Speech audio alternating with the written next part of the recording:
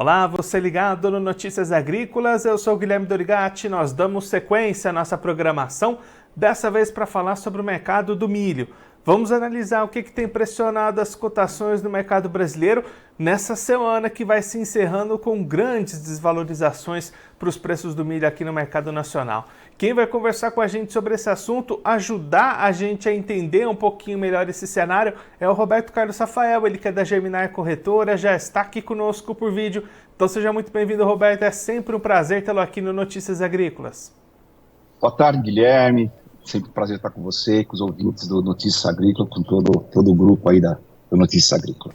Roberto, uma semana bem negativa para os preços do milho no mercado, né? Grandes reduções e os preços já buscando ali até na casa dos R$ 73, R$ 74 reais na B3. O que tem pressionado tanto os preços do milho nesse momento?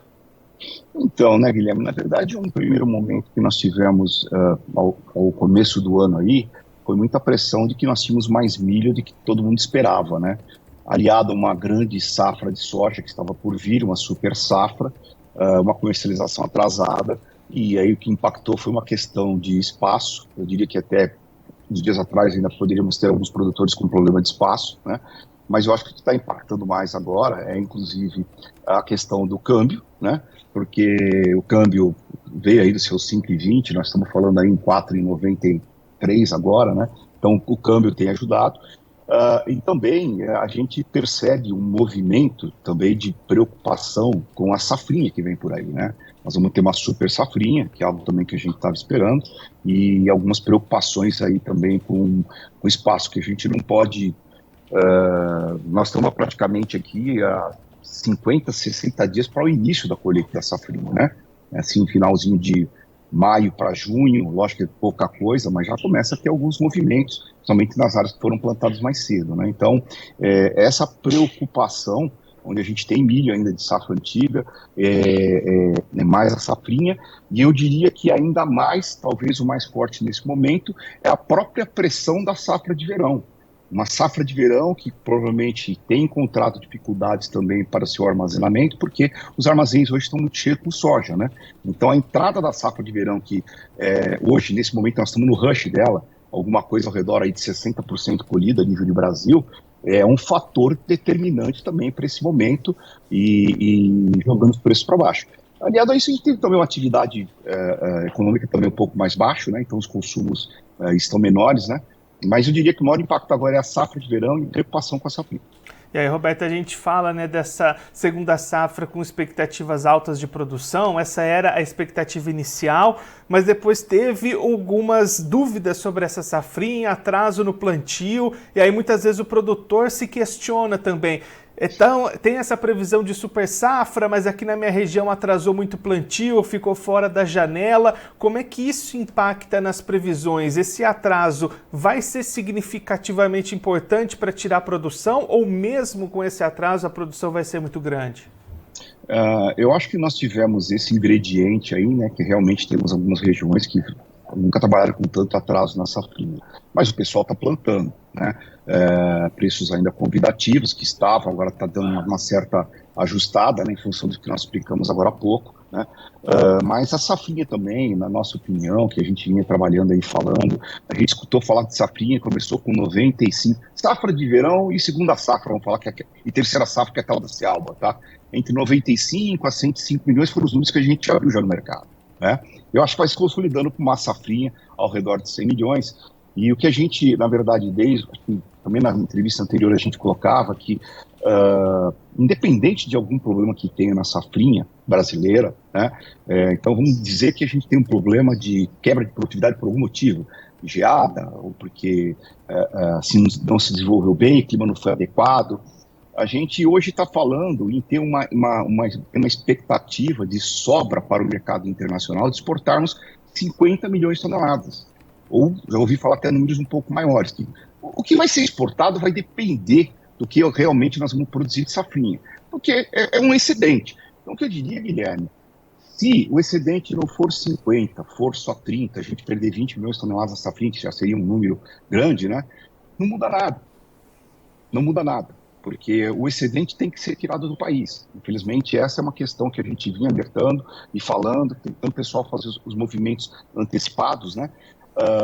Ou se posicionando em B3 para garantir o preço, estava ainda interessante, mas essa é a questão, né? Eu acho que nesse momento a única coisa que pode realmente ajudar em preços é quebra na safra americana, tá? Porque na safra americana nós também há uma expectativa de que primeiro que ela já está se desenvolvendo bem.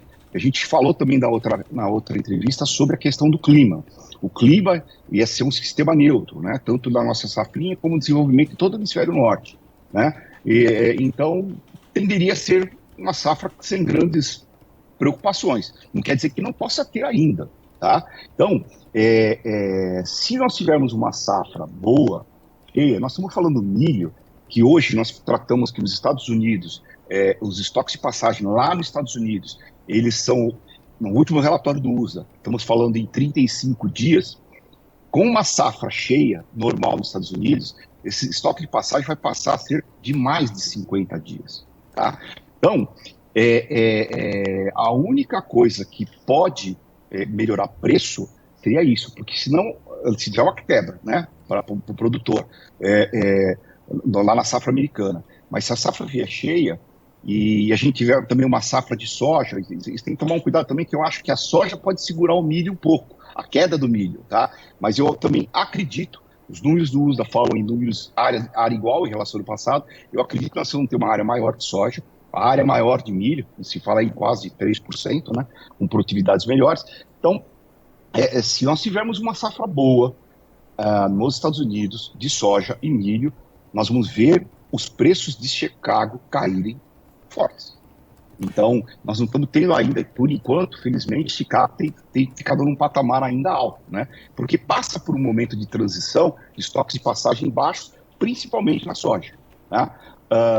Então, eu acho que o foco agora é a questão da safra americana. A gente só vai ter condições de preço melhor se tiver uma eventual quebra.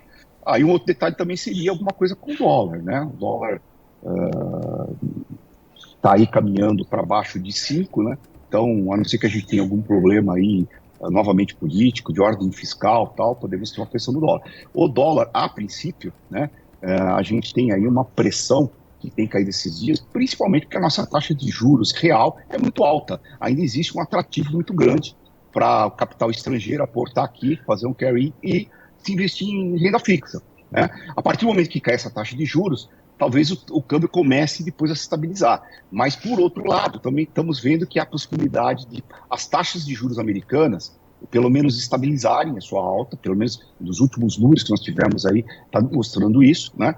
E até provavelmente, até o final do ano, as taxas americanas começarem a retrair.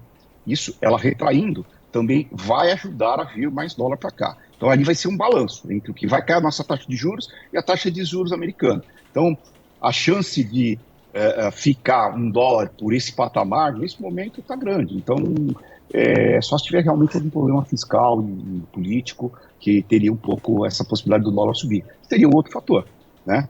Então, são dois. Câmbio, para ter preço, câmbio, e também a safra americana. Infelizmente, os dois não são positivos no momento para o produtor. E Roberto, você falou, né, dessa virada de ano com mais milho do que a gente esperava. Depois a gente teve uma safra de verão com bastante volume também, a safra de soja, tudo isso pressionando, inclusive, o nosso sistema de armazenagem. E a gente tem essa segunda safra para vir aí pela frente com 100 milhões de toneladas previstas, como você destacou. Essa pressão dos preços pode ficar ainda maior quando essa segunda safra começar a ser colhida? Pode. É possível que vá acontecer isso, né? Porque a gente vai estar tratando de um problema de espaço, né? Então, pode. Tudo indica que sim, a não ser que a gente tenha algum problema de quebra, mas não está no radar, que é o que eu estou falando, né? Só problemas de quebra também na safra brasileira para minimizar um pouquinho o problema de estoques, mas nós vamos ter. E aí nós podemos ter combinado junto também uma situação de queda de Chicago. Que infelizmente pode, como eu estava falando, pode acontecer lá. E aí nós estamos falando em Chicago abaixo de 5 bushel. Não vou nem falar o meu número porque na verdade é preocupante, tá? Mas assim, é possível acontecer isso. Infelizmente, nós estamos num momento em que uma boa resposta no campo, com altas produtividades, tivemos aumentos de produção de soja e milho, né? E agora nós temos aí uma recuperação de estoques, talvez a nível mundial, a não ser que tenha as quebras. Então, com certeza, a questão espaço de safrinha é um problema, e a gente tem sentido alguns produtores vender agora a safrinha, baixando seus preços, justamente para deixar algo já tratado de que, ó, eu vou colher e vou te entregar. Então é possível isso que você está falando, viu, Guilherme? Roberto, até nessa linha que o Everton Matos, acompanhando a gente, mandou o seu comentário aqui. O pessoal não sabe mais aonde enfiar milho para segurar a soja. Essa situação que a gente está vivendo nesse ano, Roberto, mostra a necessidade do produtor repensar um pouco essa estratégia de armazenamento, de repente investir em mais capacidade para armazenagem própria desses grãos? Sim, para esses momentos de excesso no mercado seria necessário, mas nós estamos falando realmente de uma recomposição que isso pode perdurar ao longo do ano, né, e ir se remontando. Tem uma coisa aí que eu também gostaria de colocar que pode ajudar também, tá? Que seria aumento de consumo para biodiesel, né, e para etanol, porque eu acredito, na minha visão, que a nível mundial ficou um pouco represado, né, a utilização desse biodiesel e etanol na questão de energia, justamente porque a gente estava numa inflação de alimentos, uma falta de alimentos e tal.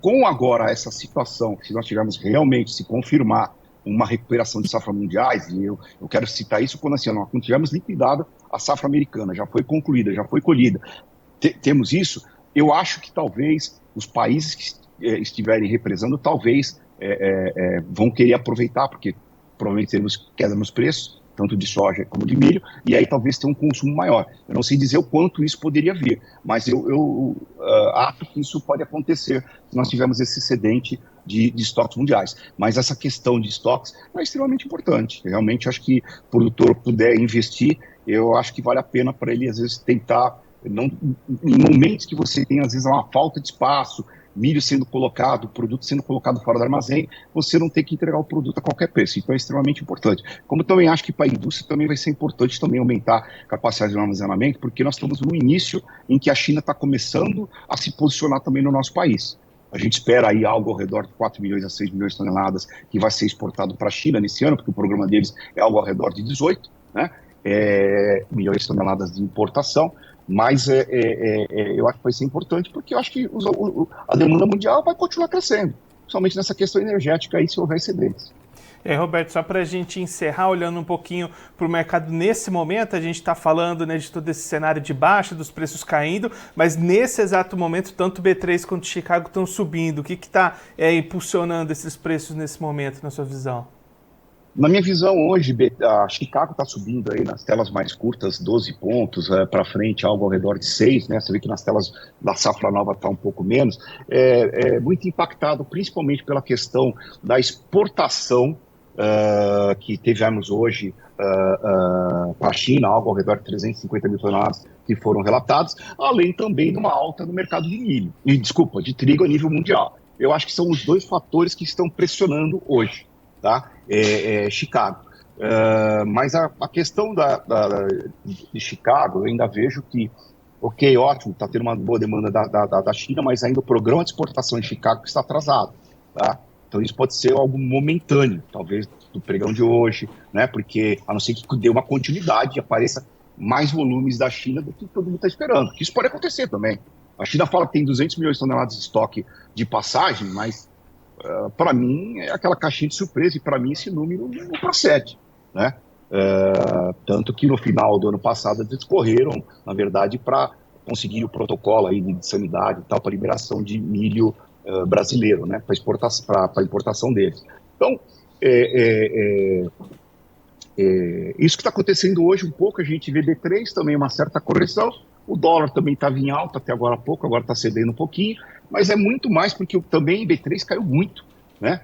Na verdade, o B3 antecipou a queda do físico, né? B3 até 15 dias atrás trabalhava acima do preço do CPEA, agora ela está abaixo, ela está antecipando, ela está vendo exatamente O que tá vendo, o que nós estamos tendo de safrinha, o que nós estamos vendo que o mercado está muito parado, consumidor abastecido. Então, teve umas quedas acentuadas, talvez hoje a gente está tendo uma certa recuperação, mas também acho que a própria B3 de hoje, até o final do pregão, pode cair, não ficar vermelho, mas deve ceder um pouco.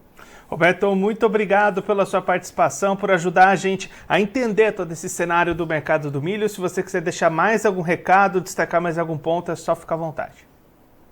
É duro que a gente está, às vezes, em alguns momentos, né, Guilherme, só queria citar isso, né, momentos ruins para o produtor, né, infelizmente a gente vem aqui, a gente tem a liberdade sempre de falar o que a gente acha, o que eu sempre coloco aqui é a minha fotografia do momento, pode mudar? Pode, por diversos fatores que a gente tem em todos os mercados de commodities, né, mas eu acho que é importante o produtor acompanhar, ir fazendo as médias que a gente sempre fala, se utilizar, a gente tem aqui, além da corretora de mercadorias, nós temos também, trabalhamos com o mercado futuro, se utilizar desse instrumento do mercado futuro, que deu oportunidade da gente ter, se travar um preço em uma situação em que o preço na B3 ainda estava melhor do que o físico no spot, né? Então, acho que o produtor vai ter que mudar também um pouco essa dinâmica, para não perder essas oportunidades. Então, o que tem de bom tem que passar na mesa para ser decidido. E a gente percebe muito que o produtor, na questão da B3, ele tem muita... o produtor ele tem ainda um sentimento ruim quando às vezes ele tem uma perda na B3. Então ele trava um preço, por exemplo, a 70, aí o mercado vai para 80 e ele fica querendo, pô, poderia ter ganho 10 a mais. Pô, mas ele travou o preço, né? É aquela história. Vamos ver primeiro qual o seu custo de produção. Dá para a gente travar? Tá no preço. Bom, vamos travar, vamos fazer hedge, né? Então o produtor ele tem uma certa...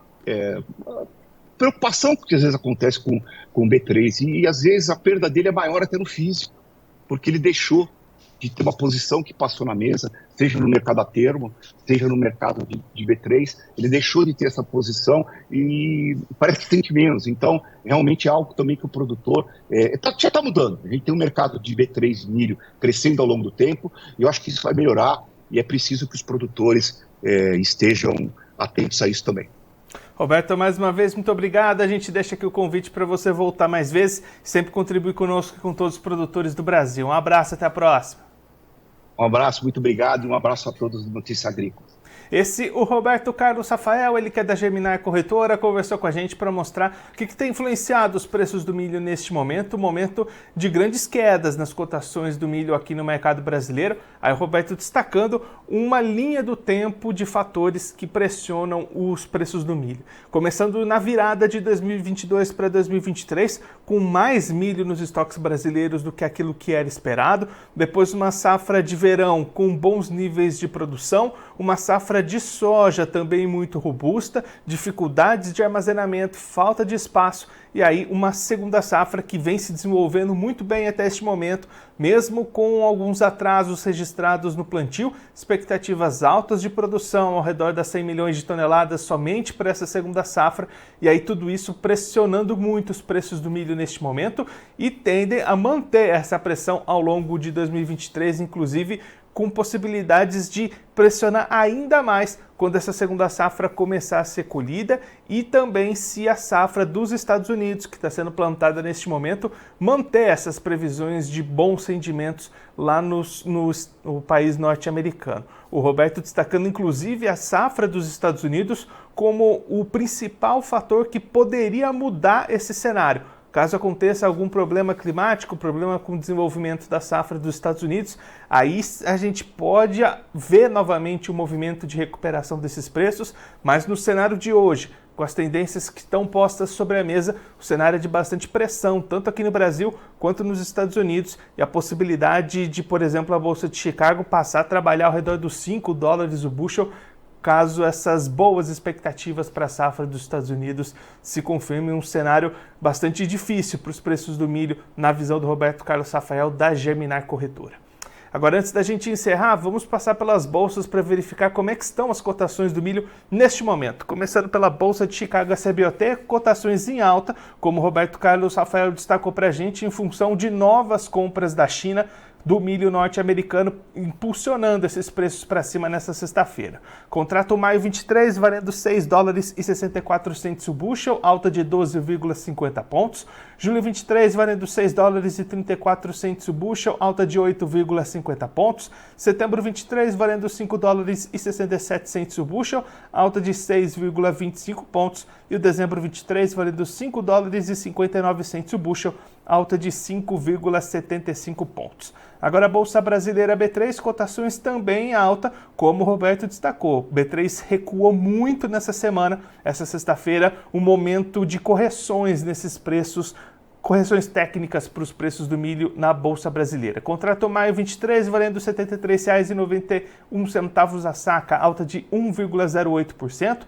Julho 23 valendo R$ 74,10 a saca, queda de 0,03%. Setembro 23 valendo R$ 74,95 a saca, alta de 0,82%. E o novembro 23 valendo R$ 76,95 a saca, alta de 0,76%. Agora eu vou ficando por aqui, mas você aproveite para se inscrever no canal do Notícias Agrícolas no YouTube. Por lá você pode acompanhar os nossos vídeos, as nossas entrevistas. Também deixe o seu like, mande a sua pergunta, o seu comentário, interaja conosco e com a nossa programação. Você também pode clicar no sininho, assim você ativa as notificações e fica sabendo de todas as novidades do Notícias Agrícolas. Eu vou ficando por aqui, mas a nossa programação volta daqui a pouquinho. Então continue ligado no Notícias Agrícolas.